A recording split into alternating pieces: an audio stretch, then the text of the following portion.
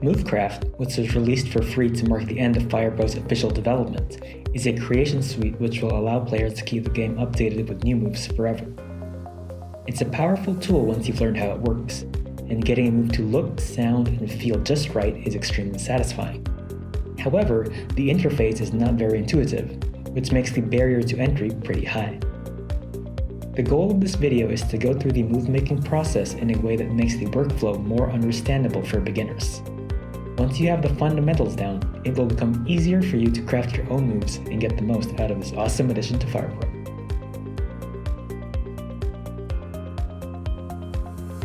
I mainly play FirePro on PS4, and the moves featured in the intro were all created for PS4, but the footage for this video was captured from the PC version. This guide is applicable to both PS4 and PC. Make sure to read the manual linked in the description to learn the basic keyboard and controller inputs for your version. In FirePro's animation system, characters are composed of discrete parts pulled from sprite sheets, which fit together as though the wrestlers were marionettes. Every animation in the game is created by arranging these parts in specific positions in a series of frames, then choosing how long each frame should be displayed on screen.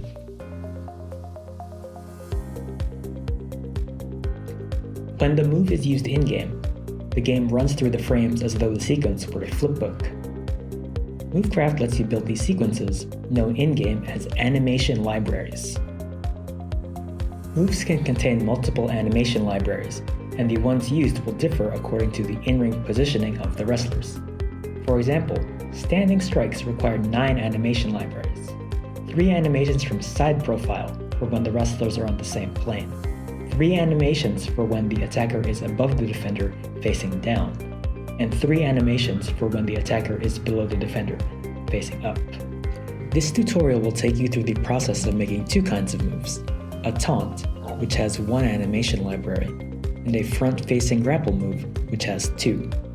These moves always animate the same way, no matter where the wrestlers are located in relation to each other, so they're the easiest moves to make. Once you understand how the tool works, you can try branching out into moves that use more animation libraries. Before you even start making anything, find some reference videos to get an idea of what you want your end product to look like. For my first example, I'm going to make Adam Cole's entrance pose by editing an existing taunt. The file library is in the upper left. This is where you can load preset move data and custom move data to use as a base. The Mexican Bonsai will be a good starting point for our move, so let's put that in slot 1.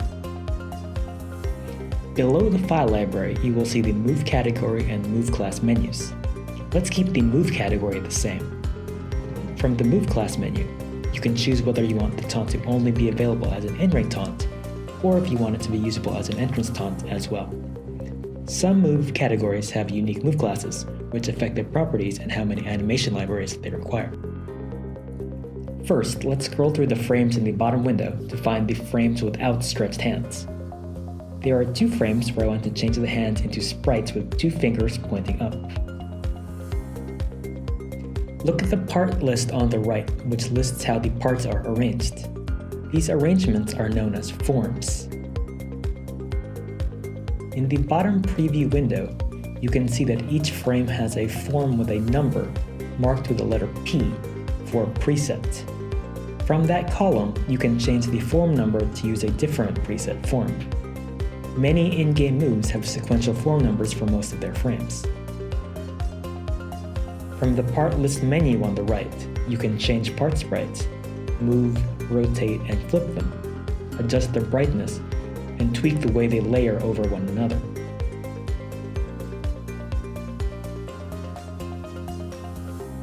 Making any change to a preset form via the part list, even one as simple as rotating a part by 1 degree, will change it into a custom form marked with the letter C. Custom forms are unique to individual moves, so this custom form will not appear in the form list for other moves. If you want to reuse a custom form, register it in the form library in the lower left. You can save up to 15 custom forms at a time. Copying a custom form and pasting it in another frame will duplicate it, but this does not create a new custom form, so any changes made in the first frame will be reflected in the second. Applying a registered form in another frame will create a new custom form with its own number. This is useful for creating sequences of custom forms with only minor changes. I'm going to use the form library later. Now, let's talk about creating a sequence of custom forms. When making an animation, you need to think about keyframes and in-betweens. Keyframes are the points in the animation that the player will see, while in-betweens are the forms which fit between those keyframes to give the appearance of smooth movement from one point to the next.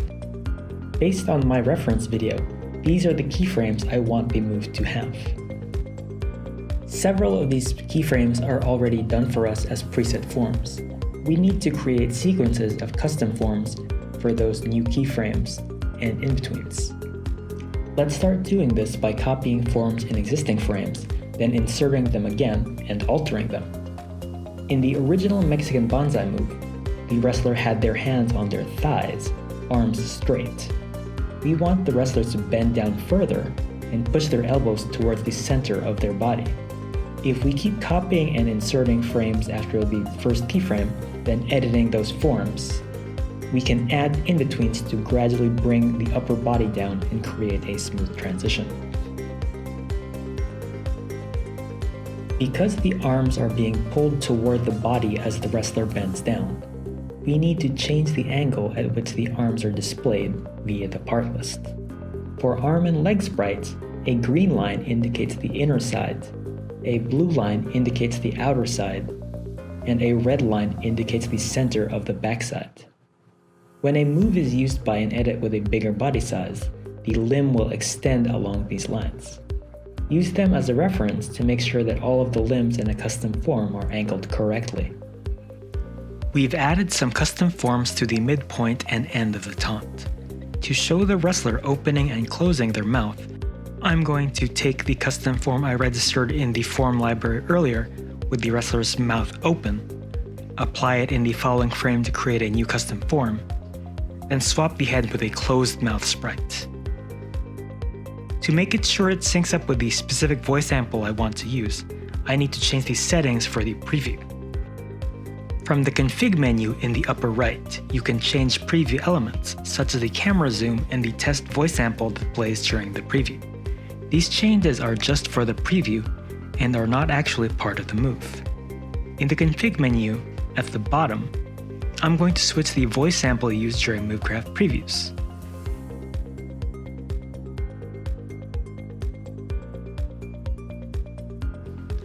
Next, I'm going to smooth out the animation timing and sync the mouth movements to the voice sample. Look at the TM column at the bottom of the screen.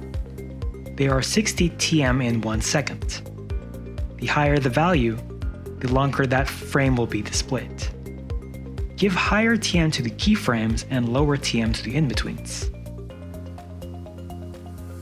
I'm going to raise TM on the gather frame to build more anticipation, then raise TM on certain frames after the hands go up, to sync the mouth movements to the voice sample. Look at the TM count of similar in-game moves as reference, and test out different counts to achieve the effect you want at each point.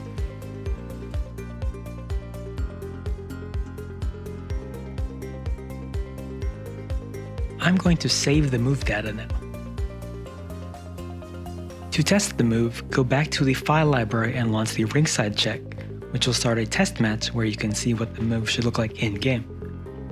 I'm satisfied with the move, so now I just do name and register it.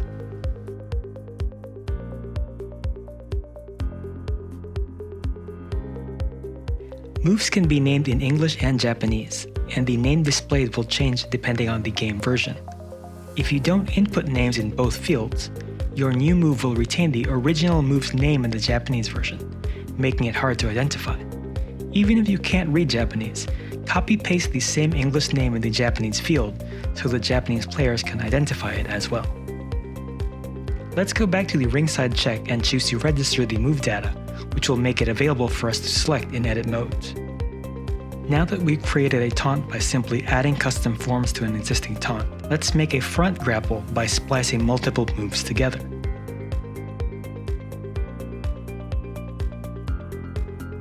I want to take the Death Valley bomb, or Death Valley driver, and modify it so that the attacker cartwheels over and ends up in a standing position, while the defender takes a back bump.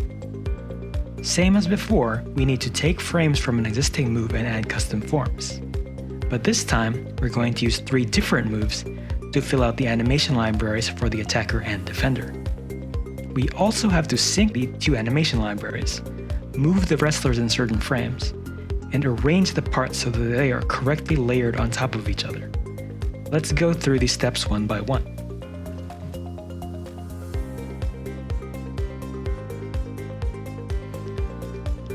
First, I'm going to load the original Death Valley bomb in slot 1. Then I'm going to add different moves that I can use for the attacker and defender animations.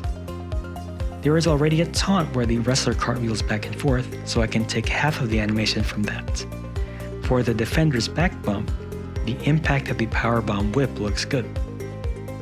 This time, we go through and copy the frames we want to use from each move, then insert them in the appropriate library and delete the unnecessary frames.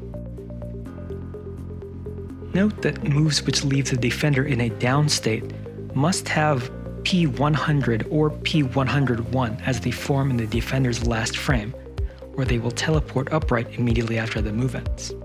Make sure that is the final frame. Now, let's take a look at the move in ringside check. We can see that the move is not animating exactly the way it looks in the frame-by-frame preview. The wrestlers are out of sync at the points where the new animations are placed, and parts are clipping through. This is because animation libraries have TM settings that are independent of one another, so the new animations are playing back at different speeds. When you have multiple libraries, in order for them to look exactly as they do in the frame-by-frame preview, you must sync the animations so that they progress at the same speed in both libraries. In other words, their total TM counts need to be equal throughout the entire animation. Even a difference of 1 TM at the very start will throw off the timing. You can check the total TM for each animation library in the TTM column at the bottom of the status menu. If you are splicing forms from multiple moves together, it can get really hard to keep track of the total TM count. The least stressful way to do this is to first copy and insert all of the preset forms you want to use as a base, then edit the animation libraries to have the same TM in every single frame, all the way up until the point of the animation where the wrestlers will no longer be in contact. After that, you can begin adding your custom forms. You will save a lot of time by doing this at the start, since you'll know that the frame-by-frame preview should accurately reflect what the move looks like in-game.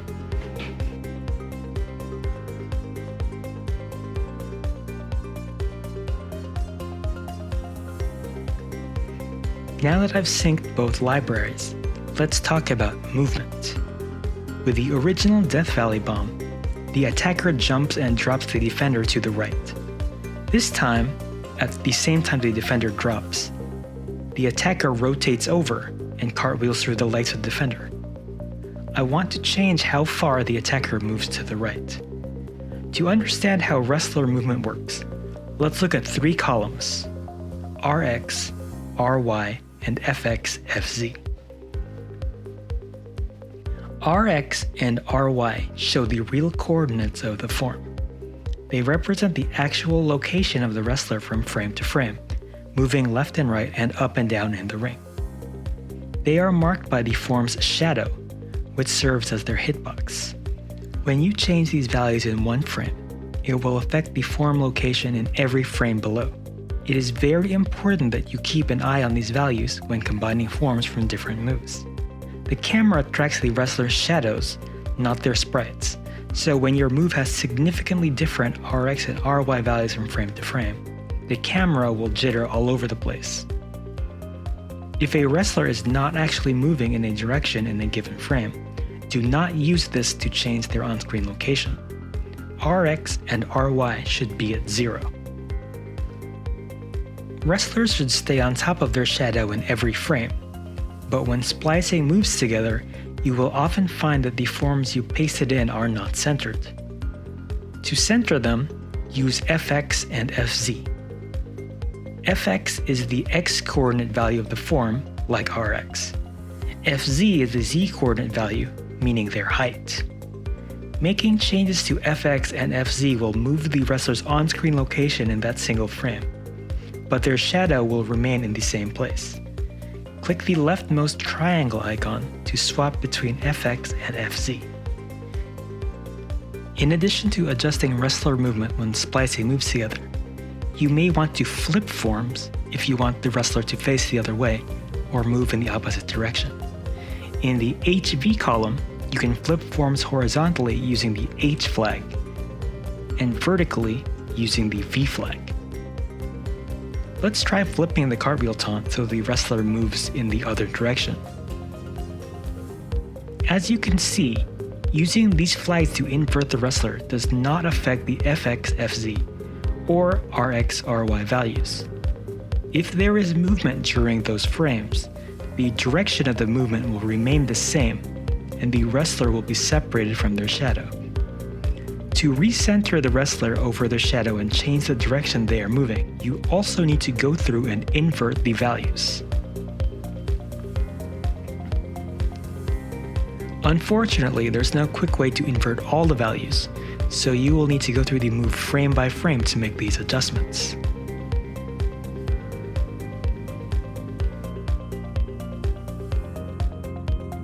Returning to our front grapple move, let's add a few custom forms so that the attacker smoothly transitions from the drop to the cartwheel motion before planting the defender and rolling through. Then, let's adjust the Rx in the following frames so that the attacker's momentum carries them all the way over before landing on the other side. Now that I've changed the Rx values in the relevant frames, the animation looks like the attacker has enough momentum to be carried all the way to the right, but if you look closely, you can see that the arm appears to clip through the defender's leg during the rotation. The display priorities for the forms need to be adjusted. Display priorities, shown in the P column, range from A to D. They can be changed for an entire form in the preview window, or just for individual parts in the part list. Forms or parts with a priority of A will appear in front of those with a priority of B or lower. If two parts have the same priority, the parts higher on the part list will appear on top.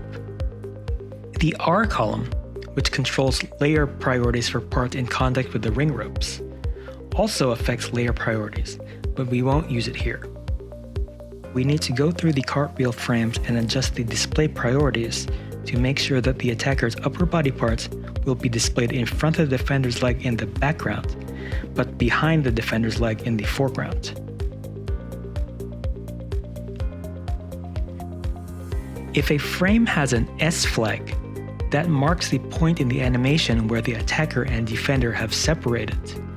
You should only have this flag on once the wrestlers are no longer touching, because an S flag will override your layer priorities.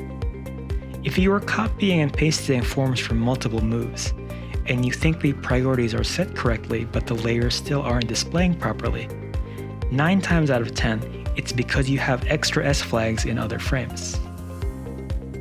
You should also check layer priorities in the ringside check, because the frame preview can sometimes be slightly off. If you pause the game and hold the square button, the game will advance frame by frame, making it easy for you to find the specific animation frame that you need to fix.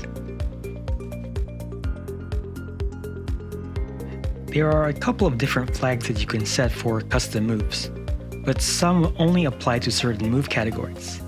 These are the flags that most regular non-pinning gravel moves will have.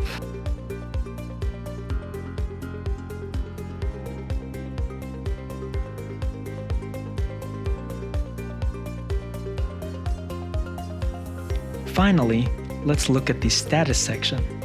This is where you can adjust the move's properties, like what parameters it uses and how easily it gets countered. For custom moves, copy the same damage values as a similar in-game move. Since you can't view damage values for other people's custom moves, this is important for game balance.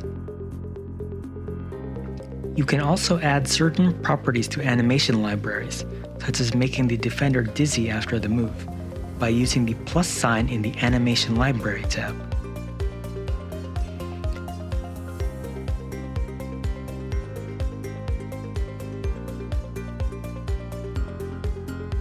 After naming and registering the move, my new Cartwheel Death Valley Bomb is available for use.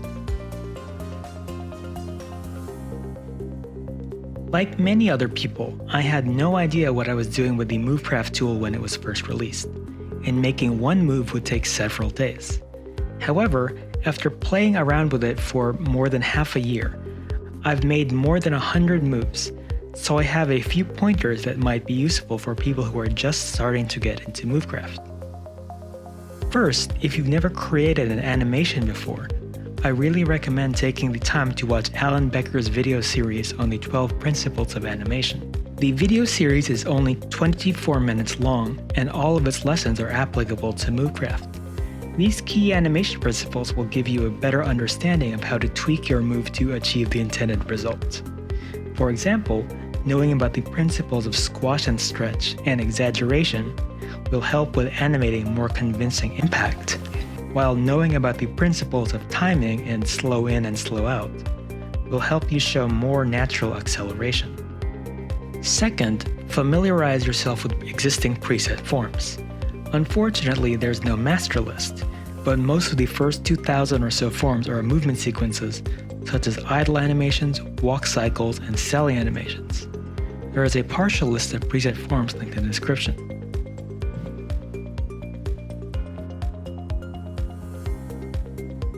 Look at the in-game moves to get a general sense of how the frame timing is set. Making a move that is accurate to the Fire Pro style takes time, especially when you're just starting out.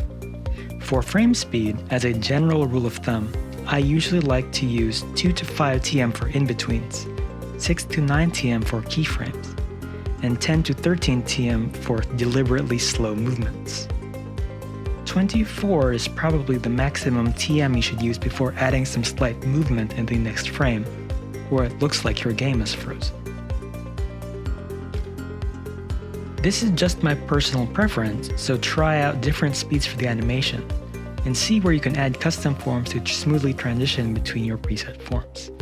As you get more familiar with the tool, it will become easier to get a sense of where you can add an extra frame or two to add a little bit of anticipation, or reduce the TM to emphasize faster action.